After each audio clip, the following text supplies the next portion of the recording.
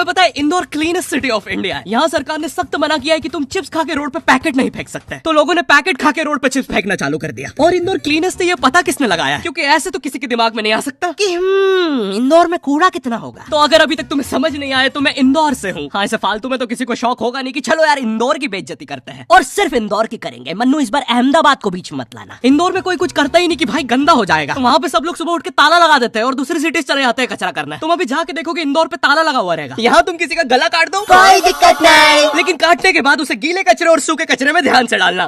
400 लोगों को टपका दिया, 300 बच्चों को उठवाया, 5 बवासीर वाले अंकलों को पिटवाया। आज तक मुझे कोई पकड़ नहीं पाया, तुमने कैसे पकड़ा?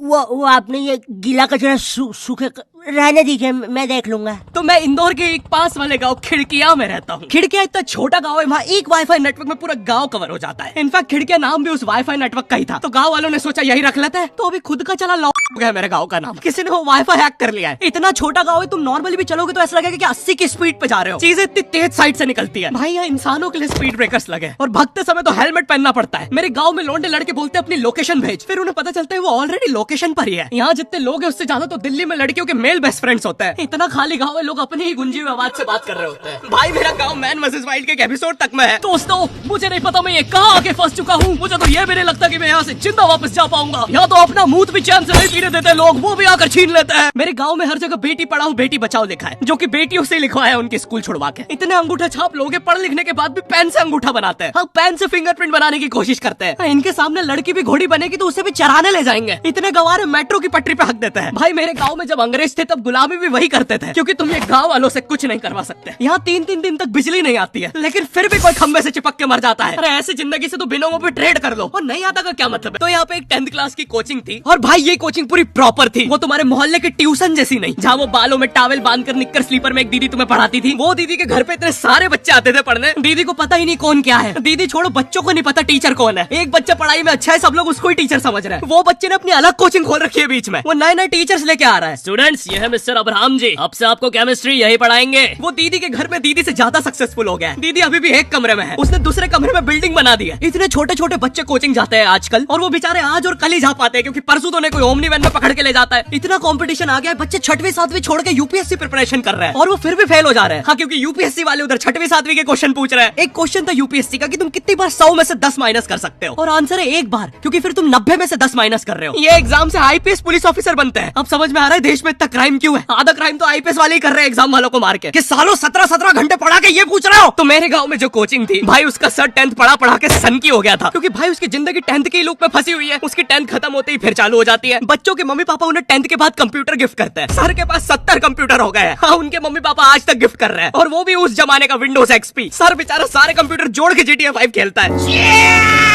सर इतना 10th क्लास में है, वो कोचिंग के बाद अपनी कोचिंग की लड़कियों के सामने बाइक से स्टंट मार रहा होता है। देख कोमल, राज ने तो सबको पीठ पे कुत्ते मारे हैं, तू कोई नई नहीं है। शबाक, पीठ पे कुत्ते मारने वाला राज।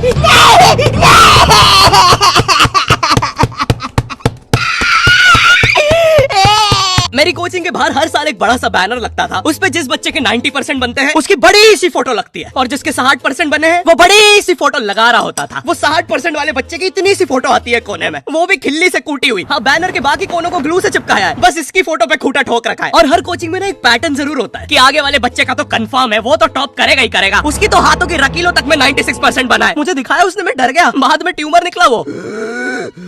भाई तू इलाज करवा ले यार अपना। चलता है तू मुझसे। कोचिंग में पीछे एक बच्चा पिट रहा है, उसकी किताब में सर ने ड्राइंग्स देख लिया। वो ड्राइंग्स उसकी थी भी नहीं, वो जिस सीनियर की बुक थी उसने बना रखी थी। ये इसलिए पिट रहा है क्योंकि इसको आज तक लगता था कि गांधी जी घूंघट में हंसती एक औरत है, और नेहरू जी ये है नेहरू जी। इस बच्चे के हिसाब से हमारी आजादी की लड़ाई कुछ ऐसी दिखती है।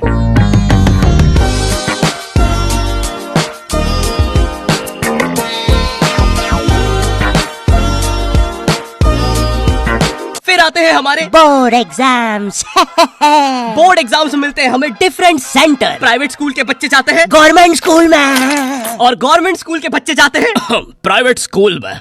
और भाई बहुत डिफरेंस होता है इन दोनों स्कूल में। प्राइवेट स्कूल के बच्चे बोलते हैं हमारे स्कूल के नीचे कब्रिस्तान है, गवर्नमेंट स्कूल के बच्चे बोलते हैं कब्रिस्तान के नीचे हमारी स्कूल। और बोर्ड एग्जाम से वो एक सरप्राइज इन्विजिलेटर चेकिंग होती है ना, जिसमें एक टीचर्स का ग्रुप बीच एग्जाम में रैंडमली आके तुम्हारी चेकिंग करने लग जाता है। एकदम से 5 लोग मिलिट्री की तरह अंदर घुसते हैं, पूरी क्लास में स्मोक कर दिया। एक तो अंडर कवर बच्चा बन के ही बैठा था पीछे। मैं यहाँ 15 मिनट से उससे क्वेश्चन पूछ रहा हूँ। मेरा ना इनसे बस एक क्वेश्चन है, भाई आराम से भी आ जाओगे तो क्या दिक्कत है? तुम्हें चीटिंग ही पकड़नी है ना, अंदर दाऊद थोड़ी ना बैठा है। इतना सीरियस चेकिंग कर रहे हैं, जेब चेक कर रहे हैं, जूते उतरवा रहे हैं, कुत्ता लाके ड्रग टेस्ट से चालू कर दिया। और गवर्नमेंट स्कूल के बच्चे इतने हरामी, वो लोग भी चीटिंग में नहीं ड्रग टेस्ट में फंस रहे हैं। कुछ भी हुए जा रहा है, पीछे दाऊद मिल गया है उनको। हाँ, वो 10th क्लास ओपन से कोई भी करने आ जाता है। करनी होगी दाऊद को 10th, मुझे क्या पता, अनपढ़ गैंगस्टर अच्छा लगेगा क्या? और बोर्ड्स के रिजल्ट के टाइम पे हमेशा एक गरीब बच्चा न्यूज पे छाया रहता है, हाँ, जिसने स्ट्रीट लाइट के नीचे पड़ के फिर से टॉप कर दिया है। एक तो साले ये गरीब बच्चों का ना अलग कंपटीशन चल रहा है। ये साले हर साल गरीबी में टॉप करने का नया रिकॉर्ड बनाते जा रहे हैं। इस बच्चे ने स्ट्रीट लाइट के नीचे पड़ के टॉप कर दिया है, इस बच्चे ने तो पत्थर की चिंगारी में पड़ के टॉप कर दिया है, जब बिजली चमकी थी तब जल्दी से पड़ के टॉप कर दिया है, जुगनू की जगमगाती जुगनी में टॉप कर दिया है, गरीब की आंखों में आई उम्मीद की रोशनी में टॉप कर दिया है। अरे भाई जब इतने गरीब हो तो एग्जाम का फॉर्म भरने के पैसे कहाँ से आ रहे हैं?